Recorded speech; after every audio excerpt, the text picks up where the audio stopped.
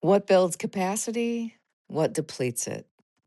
Ethical Adulthood Evolves, Part 4. Before we go any further into real life, relationships, politics, grief, repair, and all the rest of it, there's one final piece of the framework that needs to be named. We have talked about the capacities themselves. Now we have to ask, what builds them or strengthens them? And what drains them? And why do some people seem to have access to them more easily than others? Because capacity is not just something people have, it's something shaped by conditions, protected by conditions, depleted by conditions. And if we do not understand that, ethical adulthood can accidentally become a meritocracy of nervous systems,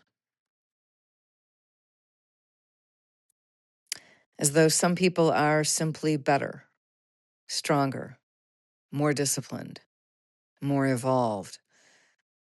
That is not what I'm saying. Some people are carrying conditions that can drain capacity faster than it can be rebuilt. And some people over time have developed conditions that support it. That matters. Capacity is not only psychological, it's physical, it's relational, it's economic, cultural, historical.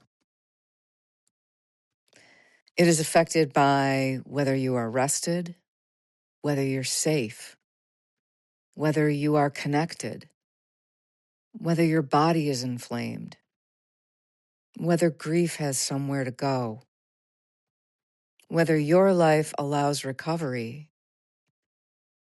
whether you're carrying the pressure of injustice every day, whether you've ever actually seen repair modeled in real life. And some things drain capacity almost immediately. Chronic uncertainty. Not being able to know if things are stable. Not knowing if money is coming. Not knowing if someone is going to explode. Not knowing what version of life you're waking up into today. The nervous system, it doesn't relax under those conditions. It braces. And over time, that brace becomes expensive.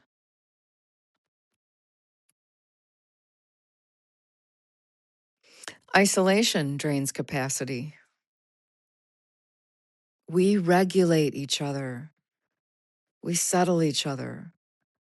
We borrow steadiness from each other. Even one stable relationship can dramatically increase a person's ability to respond to life.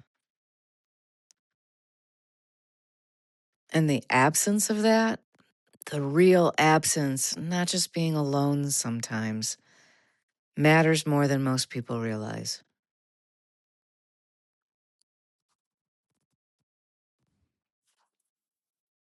Unprocessed grief drains capacity. Not because grieving is weakness, because grief consumes energy. Holding loss inside the body without movement, expression, witnessing, or integration takes tremendous effort. Eventually, that effort shows up somewhere. Numbness, irritability, exhaustion, withdrawal, collapse. We've gone through a global pandemic, economic instability, environmental catastrophes, aging, and losses that can feel random, senseless, and cruel. Grief is not a detour, it's part of the terrain.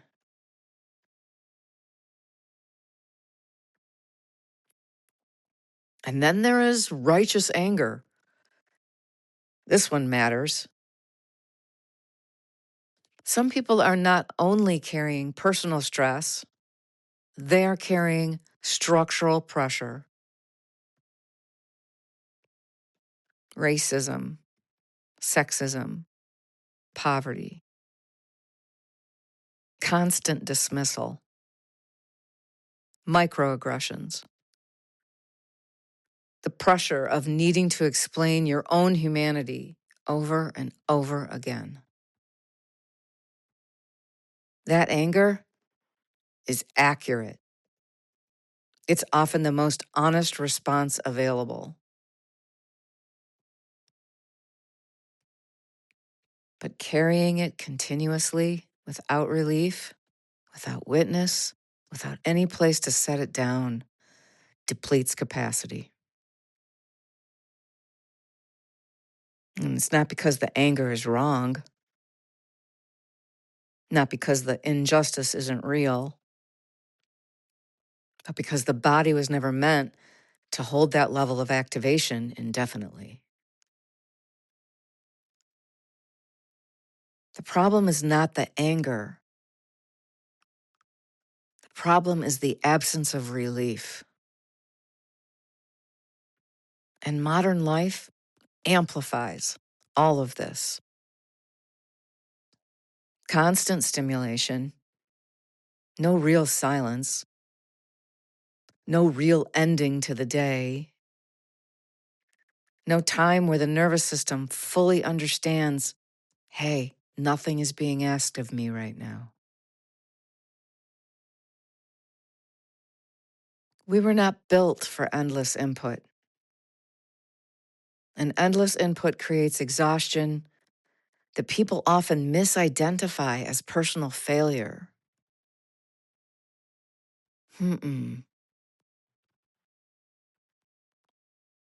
But if capacity can be depleted, it can also be protected. Not perfectly, not permanently, but meaningfully. Rest builds capacity.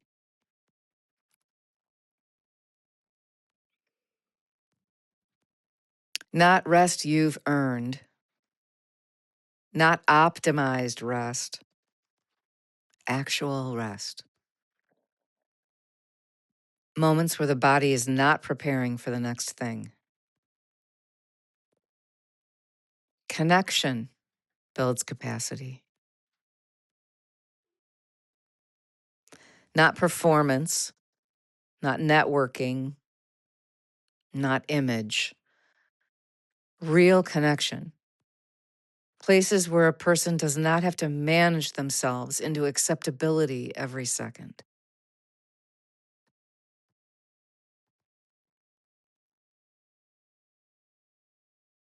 Repair builds capacity.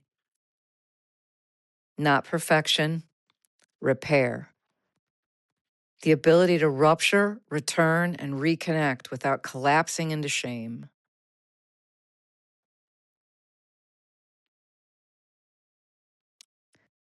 Contact with reality builds capacity. Not fantasy, not avoidance, not endless positivity. Reality. Seeing clearly, naming clearly, responding honestly, even when it's uncomfortable, especially then. And perhaps, most importantly, capacity grows when unnecessary pressure is reduced. Not every problem presented needs to become transformation. Not every hardship needs to become wisdom. Not every difficult season is asking you to evolve. And not every post requires a response. Sometimes the work is smaller, more ordinary. Eat something. Take a nap.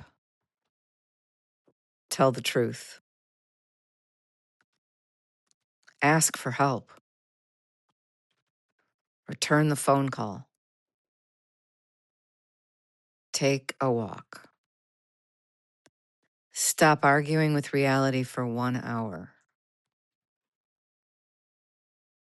That's also ethical adulthood. Capacity is drained faster than it is built. That's important to understand. So the work is not simply push harder, become better, earn your way into goodness.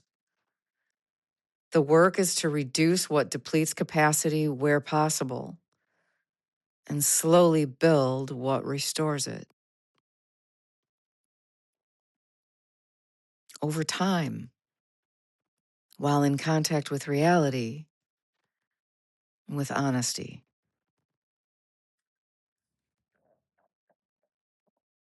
And from there, some things become possible again.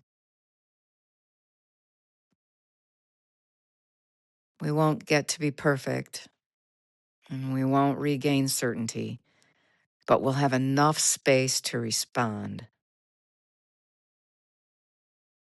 Ethical adulthood begins here. Be in contact with reality, respond in ways that reduce harm where we can, remain aligned with what we know to be true. That's the ask.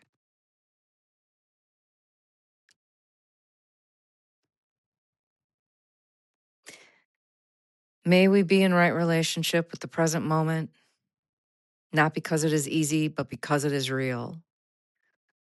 And may we be in right relationship with the love that brings us to this moment, the love that fuels our outrage, our tenderness, and our willingness to carry on. Sat Nam, my friends.